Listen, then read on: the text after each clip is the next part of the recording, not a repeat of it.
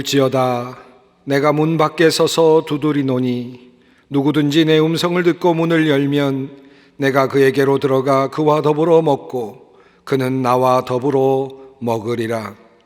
하나님은 영이시니 예배하는 자가 영과 진리로 예배할지니라. 아멘.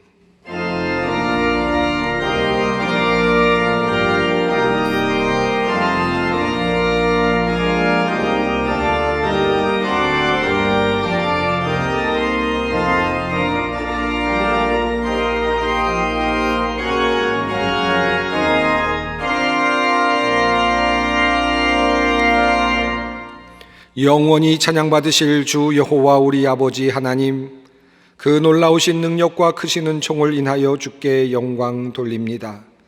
죄와 사망에서 우리를 건지신 주 예수 그리스도의 은혜를 길이길이 찬양하옵고, 오늘도 우리와 함께 하시며 날마다 새롭게 하시는 성령의 놀라운 역사로 인하여 주께 찬송을 부릅니다. 성부 성자 성령께 세세무궁토록 영광이 있을지어다. 아멘. 다 함께 찬송가 35장 부르시겠습니다.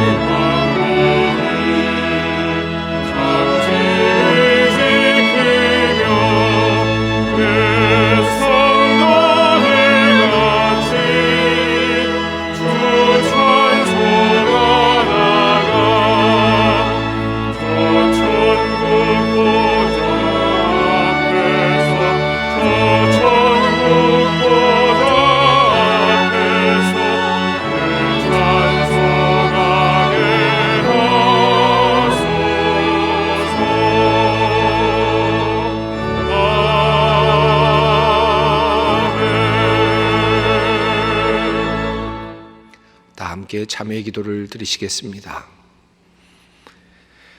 자비로우신 하나님, 거룩한 주일, 주님을 따르는 제자들이 주님께 예배하기 위해 모였습니다. 우리가 주님께 속하였음을 확인하고 주님의 이름을 찬양하고 높이기 원하며 주님 앞으로 나왔습니다. 하나님, 지난 한 주간도 우리는 세상에서 참 많은 일들을 겪으며 지냈습니다. 하지만 우리는 주님께서 기뻐하시는 일과 근심하시는 일을 구별하며 지혜롭게 살지 못하였습니다. 그저 가치 없는 일들을 쫓아 방향을 잃고 헤매다 한 주일을 보내고 말았습니다. 욕망의 힘에 이끌렸고 욕심을 따라 행동했습니다. 우리를 세상에서 살게 하신 이유는 세상에서 주님의 사랑을 드러내고 빛과 같이 주님의 뜻을 전하는 주님의 대사가 되고 날로 타락해가는 세상을 지켜내는 소금처럼 살라고 하신 것인데, 우리는 바쁜 삶에 휩쓸려 우리의 자리를 지키지 못한 채 땅의 것만 구하며 살았습니다. 하나님, 주님의 뜻을 찾고 구하지 않을 때마다 우리의 삶의 방향이 조금씩 주님과 어긋나는 것을 깨닫습니다.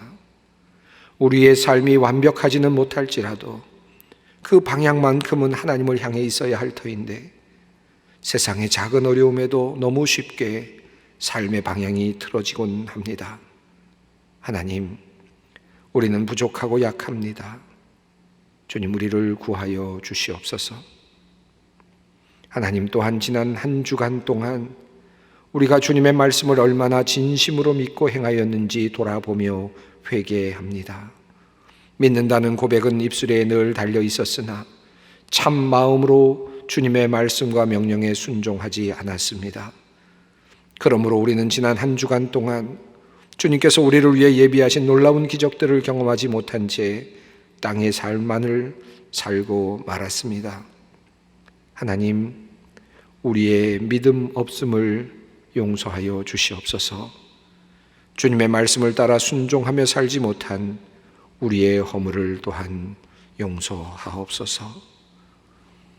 이제는 나와 주님만이 아는 죄악을 침묵 가운데 주님께 고백합니다. 여호와는 긍휼이 많으시고 은혜로우시며 노하기를 더디하시고 인자하심이 풍부하시도다. 아버지가 자식을 긍휼히 여김같이 여호와께서는 자기를 경외하는 자를 긍휼히 여기시나니, 이는 그가 우리의 체질을 아시며 우리가 단지 먼지뿐임을 기억하심이로다. 그러므로 주 예수 그리스도 안에 있는 자에게 결코 정죄함이 없느니라. 아멘.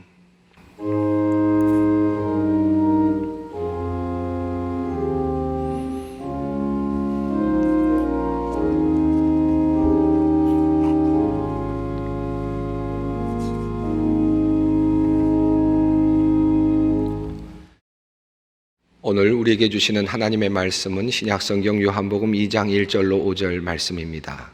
요한복음 2장 1절로 5절 말씀입니다.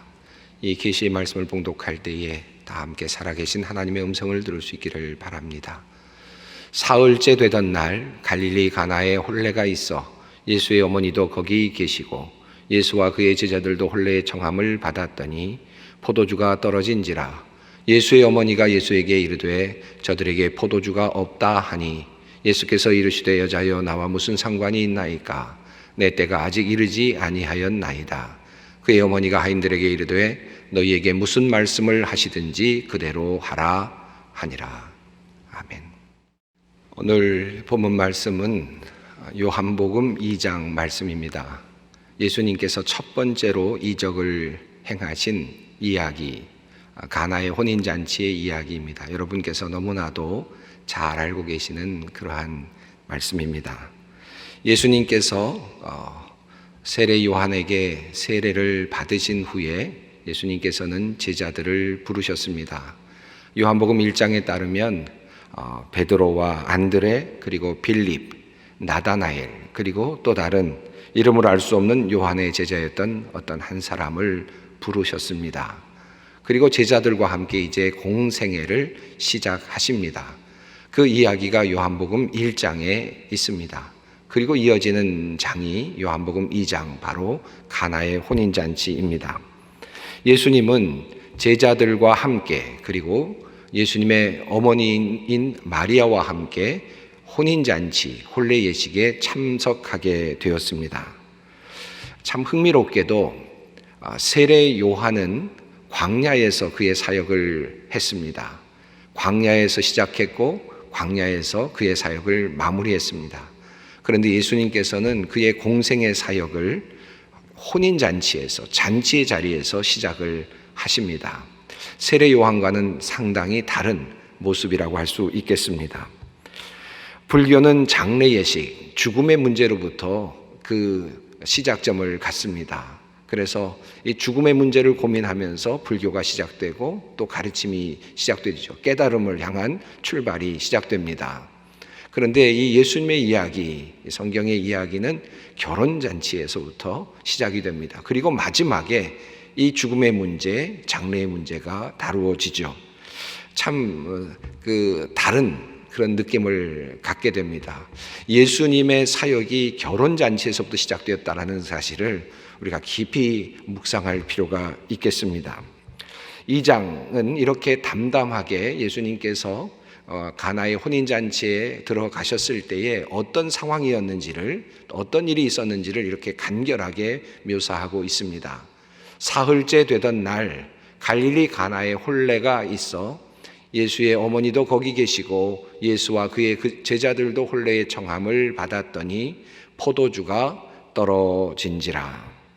이 혼례의 자리, 혼인잔치는 기쁨의 자리이고 그리고 축제의 자리입니다. 모든 사람들이 행복해야 하는 그런 자리입니다. 즐거움이 넘치는 그런 자리죠. 포도주와 먹을 것이 풍족한 자리가 바로 결혼 예식 혼례의 자리일 것입니다. 그런데 성경은 이 혼례식 중에 포도주가 떨어진지라 라고 아주 단순하게 간결하게 상황을 묘사하고 있습니다. 포도주가 떨어져 가는 잔치집, 참으로 난감한 상황이 아닐 수 없습니다.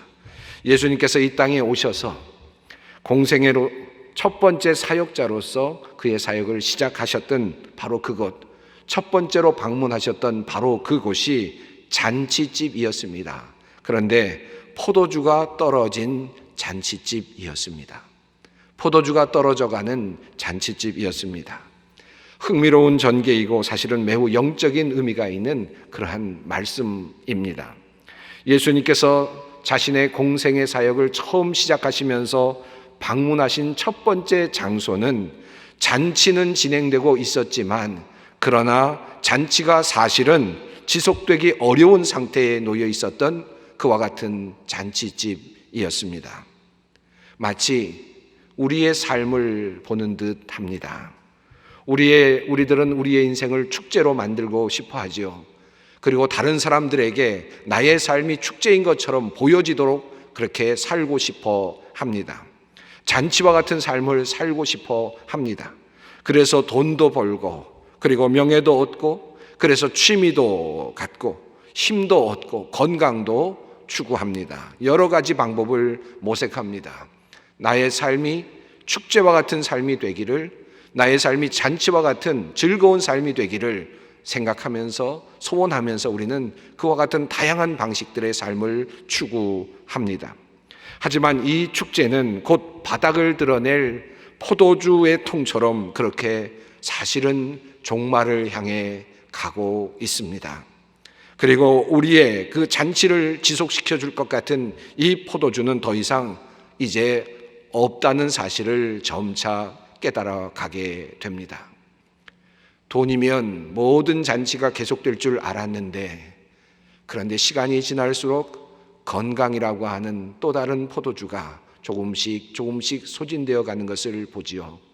그리고 그것이 바닥을 드러내고 있다는 사실도 우리는 봅니다. 우리 안에 잔치를 추구하고 계속 그 잔치를 이어가고 싶은 마음이 있지만 그러나 결국 비어져가는 포도주 통과 같은 그런 삶을 경험할 때가 참 많습니다. 그저 우리들의 인생 속에는, 삶을 살아가는 사람들 속에는 축제를 계속하고자 하는, 포도주를 마시고 즐거워하고자 하는, 포도주가 떨어져가는 줄도 모른 채 그렇게 삶을 지속해 가기를 원하는 그와 같은 모르는 사람들이 많이 있을 뿐입니다. 어떻게 하면 이 문제를 해결할 수 있을까? 포도주가 떨어져가는 이 상황 속에서 우리는 무엇을 할 수 있을까? 참으로 흥미롭게도 예수의 어머니 마리아의 입을 통해서 하나님께서는 포도주가 떨어진 이 현실 속에서 우리가 할 수 있는 매우 중요한 해결책을 말씀해 주십니다. 예수님께서 말씀하실 때 그 말씀을 따르라고 마리아는 하인들에게 명령합니다. 2장 5절은 이렇게 말씀합니다. 그의 어머니가 하인들에게 이르되 너희에게 무슨 말씀을 하시든지 그대로 하라 하니라. 이 이야기, 또 마리아의 이 이야기가 얼마만큼 중요한 위치를 차지하고 있는지 우리는 잘 알지는 못합니다. 사실 가나의 혼인잔치 이야기 속에서 마리아의 이 이야기는 그저 지나가는 말처럼 들리기도 하고, 그리고 사건, 다시 말하면 문제를 해결하는 하나의 그냥 단초가 되는 그런 이야기처럼 들리기도 합니다. 물론 이 말을 통해서, 이 마리아의 이 명령을 통해서 예수님께서 말씀하시게 되었고, 그래서 문제가 해결되었다는 이야기가 가나의 혼인잔치의 주된 내용이죠. 예수님께서 돌 항아리, 정결례에 사용되는 돌 항아리 6에 물을 채우라고 말씀하시고는, 그리고 가인들에게 그 물을 떠서 연회장에게 갖다 주고 사람들에게 나누어 주라고 말씀하셨습니다. 말씀하신 것은 별반 많지 않습니다. 그런데 그 물이 포도주가 되었고, 그리고 맛있는 포도주가 되었고, 잔치를 지속할 수 있게 만들어 주었다는 사실을 성경은 우리들에게 이야기하고 있습니다. 저는 오늘 설교 말씀을 통하여서 이와 같은 구체적인 내용이 의미하는 바를 함께 생각하려고 하지는 않습니다. 보다도 중심되는 한 말씀, 바로 주님께서 말씀하신 대로 하라라고 명령하는 그 마리아의 입을 통하여 우리에게 주시는 하나님의 그 말씀에 조금 더 주목해 보려고 합니다. 예수님께서는 그 말씀을 통하여 가나의 혼인잔치의 문제를 해결해 주셨습니다. 그런데 이 이야기는 단순하게 이 이야기에 머무는 것이 아닙니다. 우리의 삶 속에서 설교 말씀을 통하여서 우리가 이 말씀, 예수의 말씀을 따라 행하는 것이, 예수님의 말씀을 따라 행하는 것이 우리의 인생의 문제를 해결하는 열쇠가 된다는 사실을, 사실 이 가나의 혼인잔치 이야기가 우리들에게 말씀하고 있습니다. 예수님의 말씀을 따라 행하는 것이 어떻게 우리 인생의 모든 문제를 해결할 수 있을 것인가? 어떻게 하면 그렇게 된다는 말인가? 너무 가나 혼인잔치 이야기를 비약하는 것은 아닌가 하는 그런 질문이 생길 수도 있겠습니다. 조금 다른 이야기로부터 이 질문에 대한 대답을 시작해 보겠습니다. 어떤 아이가 있습니다. 둘이 남매지간인데 이 아이가 서로 싸움을 합니다. 오빠가 어린 아이에게, 여동생에게 이렇게 이야기합니다. 바보, 이렇게 얘기해요. 그러니까 이 아이가 마음이 상한 것 같습니다. 꼬마 아이가. 그러니까 뭔가 좀 방어하고 싶은 마음이 들었는지 반사, 이렇게 이야기를 합니다. 여러분 반사라는 거 아세요? 아이들이 종종 사용하는 말이죠. 이렇게 거울처럼 반사, 이렇게 얘기를 합니다. 그러니까 또다시 오빠가 바보, 또 그래요. 그러니까 또 아이가 반사, 그래요. 또 바보, 그래요. 반사, 바보, 반사. 계속 이렇게 반복을 합니다. 그러다가 어떻게 되었을까요? 여러분 종종 어린아이들 사이에서 경험하는 거죠. 결국은 어린아이가 울어버리고 맙니다. 그리고는 엄마에게 달려와서는 엄마, 오빠가 나를 바보라 그래 라고 하면서 울죠. 어른이 되어서 생각해 보면 뭐 바보라 그러면 어때요? 그럼 사실은 사랑의 말일 수도 있고, 또 여러 가지 의미가 있을 수 있으니까, 또 친해지자는 의도도 있을 수 있고, 뭐 너그럽게 생각할 수도 있는 것 같은데, 아이가 이 바보라는 말에 그렇게 마음이 상하고, 결과적으로는 그 바보라는 말 때문에 자기가 바보이가 안 되려고 끊임없이 투쟁하는 모습을 우리는 종종 보게 됩니다. 정말 이 아이에게 이 한 말이, 하나의 단어가 그만큼 효과가 있고 어떻게 보면 힘이 있다 하는 것을 우리가 알게 되죠. 이 아이는 바보가 되지 않으려고 바보라는 한마디 때문에 그걸 방어하려고 애를 쓰는 그런 상황들을 종종 경험하게 됩니다. 말이 가지고 있는 힘이 있습니다. 여러분 우리 인생을 살면서 말이 가지고 있는 힘을 많이 느끼셨을 것입니다. 아무 힘이 없는 듯 보이지만 말은 어마어마한 힘을 가지고 있습니다. 우리 인간의 말이 그렇습니다.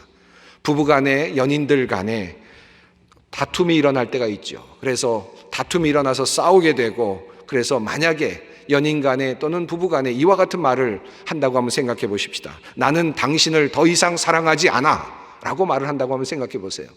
또는 나는 당신을 증오해 라고 말한다고 한번 생각해 보세요. 얼떨결에 나오는 말일까요? 물론 그럴 수도 있습니다. 그런데 그 말은 무엇인가를 만들어냅니다. 나는 당신을 사랑하지 않아 라고 말하는 그 순간 사랑하지 않는 두 사람의 현실이 만들어지는 것입니다. 증오해라고 말하는 순간 증오가 탄생을 하는 것이죠. 그 말을 하는 순간 둘 사이에는 사랑하지 않음과 증오가 만들어집니다. 창조됩니다. 우리는 우리들의 삶 속에서 그와 같은 경험들을 참 많이 하죠.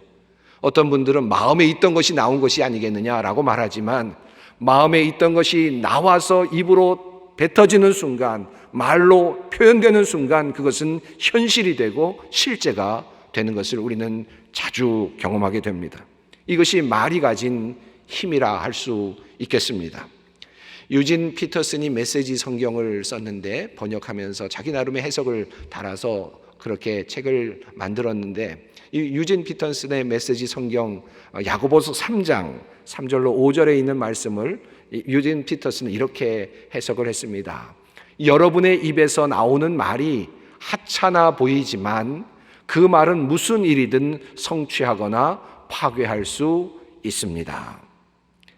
여러분, 그렇습니다. 우리는 그것을 경험하고 있습니다. 말에는 힘이 있고요, 말은 무엇인가를 창조해내는 능력을 가지고 있죠. 우리들의 삶 속에서 끊임없이 경험합니다. 강력한 의도를 가지고 발설된 말이 무엇인가를 만들어내고 파괴할 수도 있고, 창조할 수도 있고, 축복으로 세워줄 수도 있고, 저주로 무엇인가를 찢어버릴 수도 있습니다. 말이 한번 발설되면 자체로 강력한 힘을 가지고 있어서, 독자적인 생명력을 가지고 있어서 그 말이 살아서 움직이는 것을 우리는 자주 경험합니다. 그리고 오랜 후에도 그 말은 살아서 남아있는 것을 우리는 종종 경험하죠. 언젠가 남편이 했던 그 말, 언젠가 아내가 했던 그 말이, 언젠가 부모님이 했던 그 말씀, 그 말이 오랫동안 기억되고 그것에 남아서, 마음속에 남아서 끊임없이 무엇인가를 창조해내는 그런 일들이 자주 있습니다.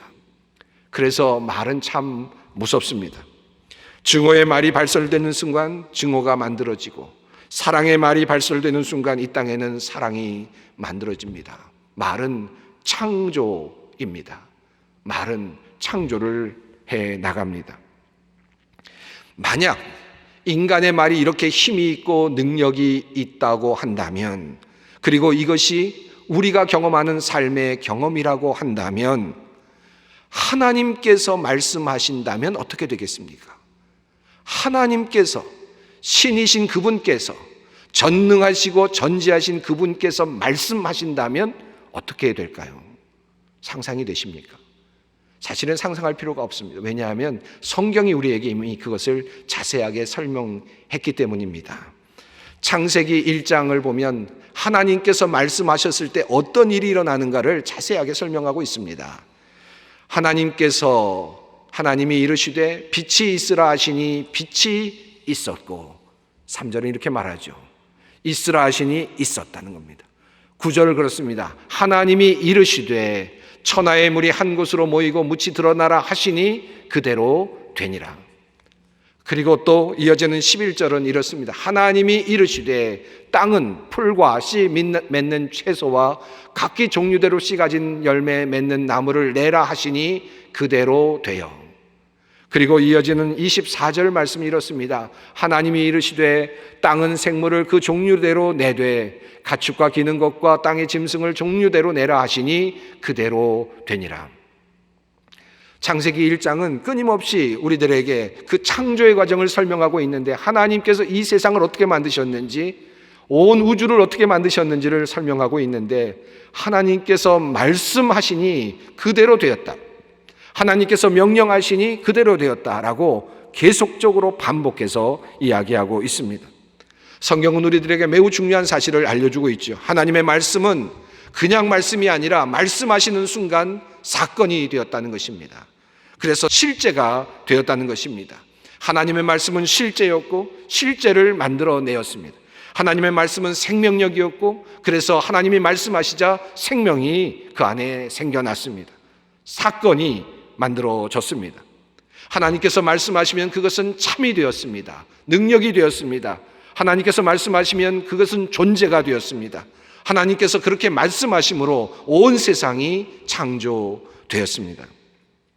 하나님께서 말씀하시면 그것은 법이 되었고, 하나님께서 말씀하시면 그것은 원리가 되었고, 하나님께서 말씀하시면 그것은 원칙이 되었습니다. 하나님의 말씀은 어마어마한 힘을 가지고 있었습니다. 아니, 하나님의 말씀은 어마어마한 능력을 가지고 있습니다. 하나님께서 처음 아담과 하와에게 말씀하셨습니다. 그 온 우주를 만드신 그 말씀의 능력으로 하나님께서 아담과 하와에게 말씀하셨는데, 모든 이 생물들, 그리고 이 모든 에덴 동산에 있는 식물들을 마음껏 먹으라고 말씀하시면서 한 가지를 금하셨죠. 창세기 2장 16절의 말씀입니다. 여호와 하나님이 그 사람에게 명하여 이르시되 동산 각종 나무의 열매는 내가 임의로 먹되 선악을 알게 하는 나무의 열매는 먹지 말라. 내가 먹는 날에는 반드시 죽으리라 하시니라.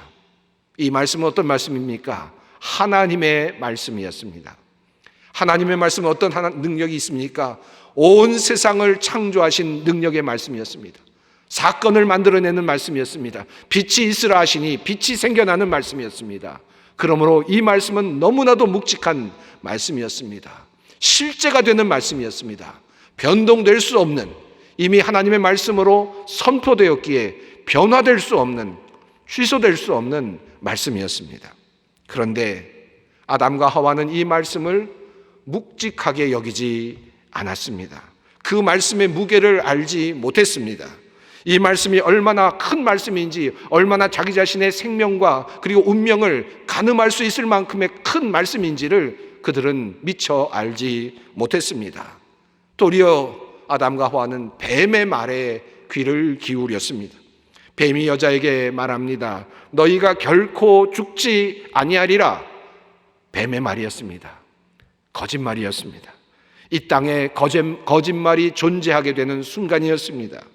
이 뱀의 말로부터 거짓이 탄생합니다. 거짓말이 이 세상에 실제하게 된 것입니다. 너희가 결코 죽지 아니하리라 하는 이 거짓말이 이 세상에 존재한 것입니다. 결국 이 잘못된 말, 사탄의 말, 이 말을 믿고 선악과를 따먹고 인간은 하나님의 명령을 어긴, 하나님의 말씀을 어긴 죄인이 되고 맙니다. 정령 죽으라 말씀하신 그 말씀대로 인간의 운명은 죽을 운명이 되고 맙니다. 이만큼 하나님의 말씀은 힘이 있고 능력이 있습니다. 창세기 1장부터 시작되는 하나님의 그 이야기, 모든 성경의 말씀은 바로 이 이야기를 하고 있습니다. 하나님의 말씀은 바로 능력의 말씀이고 실제이고, 그리고 하나님의 말씀은 신뢰할 만한 말씀이라는 사실을 우리에게 끊임없이 증언하고 있습니다. 창세기 앞부분에 보면 노아라고 하는 인물이 나오지요. 하나님의 그 능력, 하나님의 특별히 하나님의 말씀의 능력을 믿었던 사람 중에 하나입니다.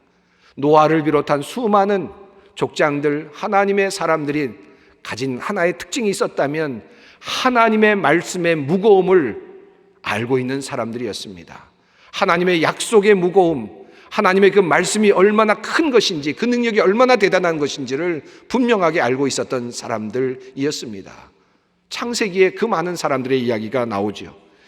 하나님께서 노아에게 말씀하십니다. 모든 혈육 있는 자와 포악함이 땅에 가득함으로 내가 이 땅을 멸하여야 하겠다라고 결정하십니다. 그리고 그것을 발설하셨습니다. 노아에게 말씀하셨습니다. 그리고는 내가 방주를 만들라고 그렇게 노아에게 명령하셨습니다.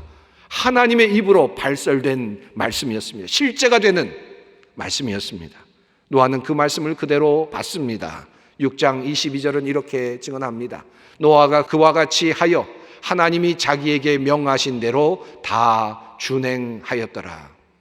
수년 동안 비도 오지 않고 아무것도 내리지 않고 비가 올 것 같은 기미도 보이지 않는, 그런데도 불구하고, 그럼에도 불구하고 산 위에서 끊임없이 방주를 만들어가는 믿음의 사람이 노아였습니다. 하나님의 말씀이 한번 내려오면, 그 말씀이 선언되면 결코 변동되지 않는다는 믿음을 가지고 있었던 사람이 노아였습니다. 아브라함도 마찬가지죠. 아브라함도 그랬습니다. 창세기 12장에서 하나님의 음성을 아브라함은 들었습니다. 그런데 이 음성이 결코 그저 예사로운 말씀이 아니라는 사실을 아브라함은 직감합니다. 하나님께서 이렇게 아브라함을 부르십니다. 여호와께서 아브라함에게 이르시되 너는 너의 고향과 친척과 아버지 집을 떠나 내가 내게 보여줄 땅으로 가라. 내가 너로 큰 민족을 이루고 내게 복을 주어 내 이름을 창대하게 하리니 너는 복이 될지라. 하나님께서 아브라함을 부르시고 복을 말씀하셨습니다. 이 복을 말씀하시는 순간 이 복은 그의 것이었습니다. 조건이 주어지는 순간 그 조건도 아브라함의 몫이었습니다. 하나님께서는 아브라함에게 본토 친척 아비의 집을 떠나라고 명령하셨습니다. 그리고 아브라함은 그 말씀을 따라 순종합니다. 12장 4절 말씀입니다. 이에 아브라함이 여호와의 말씀을 따라갔고 롯도 그와 함께 갔으며 아브라함이 하란을 떠날 때에 75세였더라. 아브라함은 하나님의 말씀의 그 무게를 알았습니다. 하나님께서 한번 말씀하시면 이 말씀은 이루어진다고 하는 그러한 믿음을 가졌습니다. 그래서 그는 아무것도 얻지 못한 채, 아무것도 갖지 못한 채 하나님의 약속만을 들고 본토 친척 아비 집을 떠날 수 있었습니다. 이것을 히브리서는 아브라함의 믿음이라고 그렇게 설명하죠. 창세기를 읽다 보면 참으로 흥미로운 사건이 하나 있습니다. 그것은 바로 야곱의 이야기입니다. 야곱이 아버지의 축복을 받기 위해, 하나님의 축복을 받기 위해서 안간힘을 씁니다. 그래서 결국 에서를 속여서 축복을 받죠. 어찌 보면 참 이상한 이야기이기도 하고 그렇게까지 욕심이 많은가 하는 생각이 드는데, 하나님께서 야곱을 그렇게 귀하게 보신 이유가 무엇이었을까요? 저는 야곱의 인생을 보면서 야곱은 적어도 사람을 속이면서까지 여러 가지로 방법을 간구하면서까지 끊임없이 무엇인가를 한, 어찌 보면 참으로 악한, 사악한 그런 모습도 상당히 많이 있지만, 욕심스러운 모습도 많이 있지만 한 가지만큼은 대단했다는 생각이 듭니다. 그것은 무엇입니까? 하나님의 말씀, 하나님을 통해서 오는 축복이야말로 자기의 삶의 가장 큰 원동력이 된다는 사실, 바로 그것을 통해서만 내가 살 수 있다는 사실을 그는 끝까지 믿었던 사람이었습니다. 하나님의 말씀, 하나님의 입으로 주어지는 그 말씀, 아버지를 통해서 주어지는 하나님의 축복이 나의 인생을 결국은 좌우하게 될 것이라는 믿음을 가지고 있었던 사람이 야곱이었습니다. 한결같습니다. 야곱은 그래서 애굽이라고 하는 나라에서, 그 풍성한 나라에서 죽어가면서도 자신의 유골은 가나안 땅에 묻어달라고 그렇게 요구합니다. 약속을 잊지 않았습니다. 하나님의 약속은 반드시 지켜진다는 사실을 깨달았던 것입니다. 사랑하는 성도 여러분, 믿음이란 무엇이겠습니까? 우리는 무엇을 믿습니까?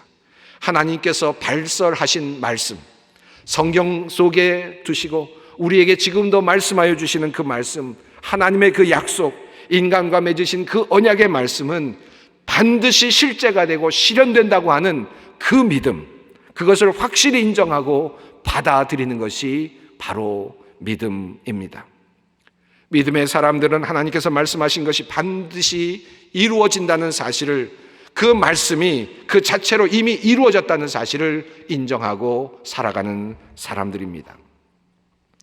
창세기의 첫 장이 하나님의 말씀으로 모든 것을 창조하셨다는 사실을 알려주고 말씀의 능력을 말씀하고 있다면, 그 말씀의 중요성을 알고 말씀을 따라간 믿음의 사람들의 이야기를 하고 있다면, 요한복음의 시작은 이 말씀이 이제 육신이 되어 땅에 오셨다는 선언으로 시작되고 있습니다.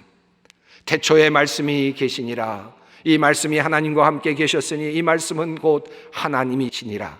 그가 태초에 하나님과 함께 계셨고 만물이 그로 말미암아 지은 바 되었으니 지은 것이 하나도 그가 없이는 된 것이 없느니라. 그 말씀이 육신이 되었습니다. 이제 14절은 이렇게 말씀합니다. 말씀이 육신이 되어 우리 가운데 거하심에 우리가 그의 영광을 보니 아버지 독생자의 영광이요 은혜와 진리가 충만하더라. 온 세상을 지으신 그 말씀, 능력의 말씀, 이 세상을 실제하게 만드신 그 말씀, 그리고 그 말씀을 따라서 우리의 믿음의 선진들이 그 말씀을 붙잡고 살아갔던 바로 그 구약의 이야기들. 그런데 신약의 요한복음은 이 말씀, 하나님의 말씀, 태초부터 있었던 이 말씀이 이제 이 땅에 오셨다라고 말씀합니다. 예수 안에 거하셨다는 사실을 성경은 우리들에게 증언하고 있습니다. 그리고 이 말씀이 육신이 되어 오신 그 말씀으로서의 그 예수께서 이제 첫 번째 이적의 장소, 포도주가 떨어져가는 잔치집에 등장하고 계시는 것입니다. 마리아는 직감적으로 예수에게 해결책이 있다는 사실을 알았습니다. 예수님은 말씀이시기 때문이죠. 그가 말씀하시는 순간 이루어지는 것을 마리아는 성령을 통해서 알았던 것입니다. 과연 예수님의 말씀은 능력이 되었고 결국 실제가 되었고 해결책이 되었습니다. 사랑하는 성도 여러분, 우리가 우리의 인생의 문제를 해결하기 위해 우리는 이 주님의 말씀을 깊이 주목할 필요가 있습니다. 주님의 말씀은 우리에게 실제가 됩니다. 말씀하시면 이루어지는 것이고 이루어지는 것이 됩니다. 주님께서 우리에게 이렇게 말씀하셨습니다. 예수께서 대답하여 이르시되 진실로 진실로 내게 이르노니 사람이 거듭나지 아니하면 하나님의 나라를 볼 수 없느니라. 영원하신 하나님의 말씀이었습니다. 너희는 마음에 근심하지 말라. 하나님을 믿으니 또 나를 믿으라 말씀하셨습니다. 예수께서 이르시되 나는 부활이요 생명이니 나를 믿는 자는 죽어도 살겠고 무릇 살아서 나를 믿는 자는 영원히 죽지 아니하리니 이것을 내가 믿느냐. 주님은 말씀하셨습니다. 주님의 말씀입니다. 주님께서 이 말씀을 하시는 순간 이 땅에 부활이 만들어졌고 생명이 만들어졌고 이 땅에 하나님의 안식처가 만들어졌습니다. 사랑하는 성도 여러분, 인생의 문제를 해결하는 유일한 길이 있습니다. 하나님께서 말씀하신 것, 우리 주님께서 말씀하신 그 말씀은 이미 실제이고 확정된 것입니다. 말씀이 빛을 만들고 말씀이 태양을 만들고 온 세상을 만들었듯이 말씀이 되어 이 땅에 오신 예수님의 그 말씀이 이미 모든 것을 확정하였습니다. 이 말씀 안에 소망이 있는 것입니다. 이 소망을 붙들어야 합니다. 떨어져가는 포도주 통을 보면서 실망하지 마시고 희망 속에서 인생의 잔치를 계속할 수 있기를 바랍니다. 그러기 위해서는 주님의 말씀이 꼭 필요합니다. 주님 말씀하십니다. 너희에게 무슨 말씀을 하시든지 그대로 하라. 여기에 소망이 있습니다. 기도하겠습니다. 말씀으로 온 세상을 창조하신 하나님, 그 말씀이 육신이 되어 이 땅에 오시어 우리들의 시들어가는 영혼의 희망을 주셨습니다. 주님의 말씀은 능력이며 실제입니다. 주님의 말씀 붙잡고 이 땅에서 승리하며 나아가는 주님의 자녀들 되게 하여 주시옵소서. 예수님의 이름으로 기도드리옵나이다. 아멘. 다 함께 찬송가 445장 찬송을 함께 부르시겠습니다.